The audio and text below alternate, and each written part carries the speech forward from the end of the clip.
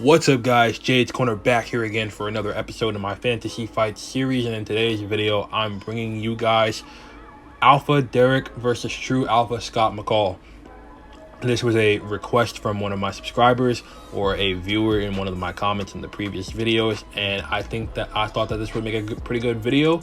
So today we're gonna discuss the topic of who would win in a hypothetical fight, Alpha Scott or Alpha Derek. Now we're going to be talking about them at their strongest points, which would be Derek as an alpha in season 3 and Scott as an alpha in season 6.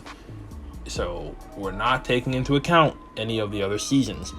We're going to be using the other seasons in this video as reference in terms of feats that the characters have done, and then equate them to how they are towards the end of their respective eras, which would be season 3 for Derek and the end of the series for Scott. So let's get into the video now. We're gonna go on to this topic of Derek. Now, Derek, in my opinion, is one of the weaker alphas in the show. During his time as alpha, he did a really bad job with his pack. A lot of his pack members either left or were killed. So yeah, that was pretty bad. And his first real major threat in which he had to really show off his powers was the Kanema. Now, when he fought the Kanema, he got the upper hand on it a few times, but I think that the Kanema, if I recall correctly, did beat Derek in most of their encounters. So yeah, the Kanema was stronger than Derek for the most part, from what I can remember. And that's not really a good sign for Derek starting out as an alpha. So yeah, pretty bad showing, even though he did have some pretty good upper hands on the Kanema every now and then. And he did need the help of the other werewolves, Isaac Leahy, Scott McCall, and Peter Hale, to take out the Kanema and Master Plan. So that doesn't really show that Derek is strong enough on his own to take out the Kanema as well. Now, season 3, we got introduced to the Alpha Pack, who were obviously alphas enhanced by killing their own betas to gain more power. And Derek was not in the same league as these alphas. He had never killed one of his betas before, didn't want to, so therefore he wasn't as powerful as any of the members of the Alpha Pack. He was terrified to take on Ethan and Aiden's merged form. He had fought Enos to a standstill and a draw twice. Kali was just absolutely destroying the shit out of this guy. She was making him, but she put a pole through his stomach, beat him one-on-one. The 2 times they fought, Derek never beat Kali, and Deucalion always beat Derek in every encounter they had as an alpha and not as an alpha towards the end of the season. So yeah, not a good look for Alpha Derek on his end so far. But I would say his strongest feat is definitely keeping up with Enos, who was an alpha enhanced by killing his own betas. And I'd say that he was basically the only member of the Alpha Pack Derek could probably take out by himself. He was not taking out Ethan and Aiden. He was definitely not taking out Kali, and Deucalion is not a question. So yeah, that's Derek. Now, Scott, on the other hand, when he first started out as an alpha, he didn't really know the true limits of his strength yet. So obviously he wasn't able to utilize his power in the beginning as he was able to in season 6. So the first testament to his strength was Kincaid. And even though Kincaid was not an alpha and Scott was, Scott didn't know how to properly use his power. So of course he got wrecked during the fight. And Kincaid makes the comment that Scott is an alpha, but he doesn't fight like one. Then again, Scott had only been an alpha for like, what, 1 or 2, maybe 3 weeks at the most at the time he fought Kincaid. So like I said, he wasn't used to the power yet. He didn't know how to use it. And a lot of people like to use that as a criticism, but you got to pay attention to context that characters mentioned within the show. Scott did not master and control all his alpha strength until the end of season 4 when he fought Peter.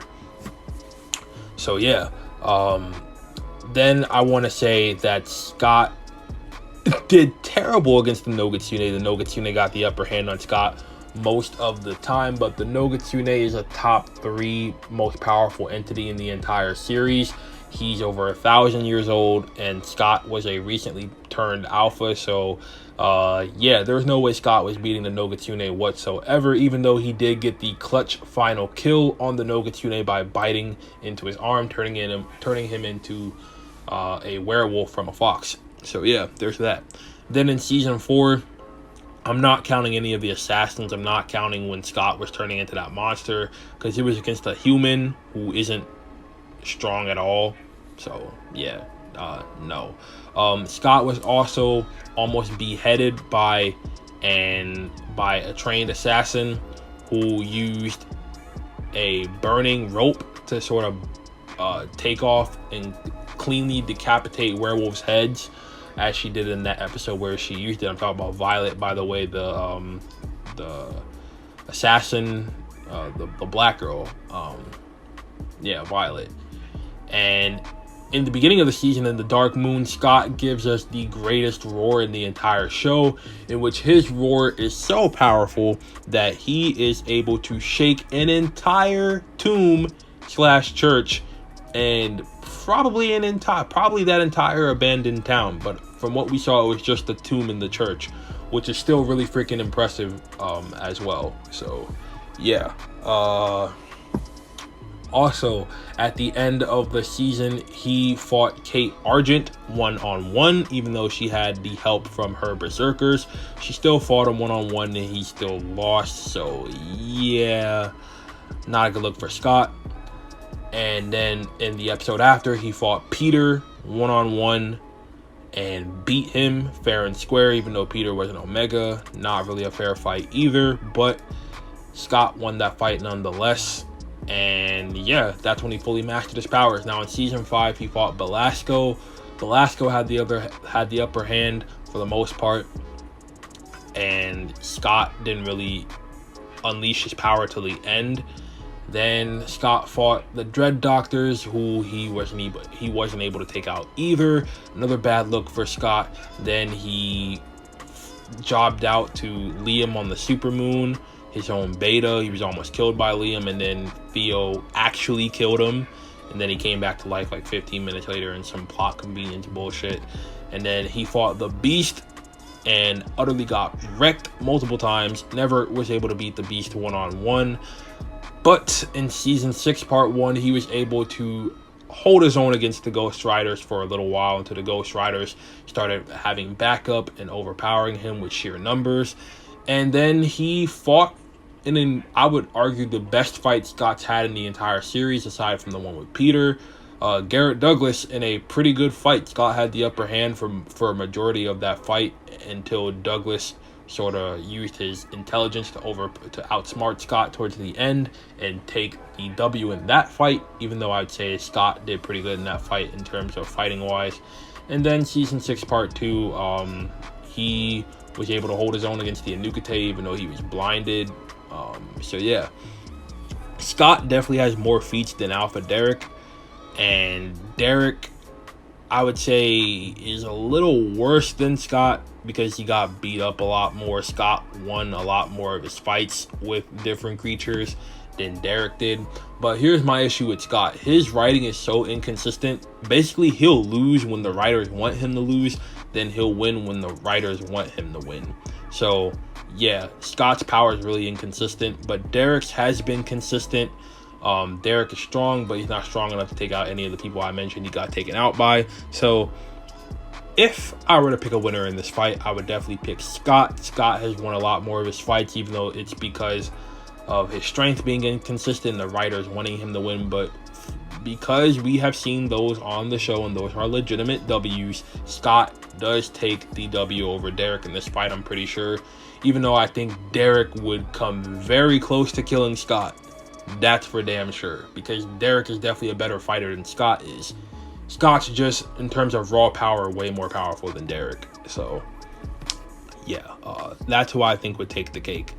And that's with saying that they would go into a fight not knowing each other's strengths or weaknesses. So yeah, if you guys like this video, make sure you leave a like down while you're hitting the like button. Make sure you guys also comment who you think will win this fight, Derek or Scott. I know a lot of people are going to go with Derek, but just hear me out on this. Give it some thought. Look at the feats, look at the power sets, look at how many times Derek lost against his opponents, and look how many times Scott lost and won, and give it some thought before you make your final choice. That's all I'm going to say on that. And make sure you guys also subscribe if you're interested in Teen Wolf, Supernatural, Vampire Diaries, the originals, and Legacies. Turn on post notifications so that you're notified when I post a new video every single week. And I will catch you guys on the flip side. This is Jades Corner. Make sure you guys have a great rest of your day. Peace, love, and positivity. And I will catch you guys in the next one.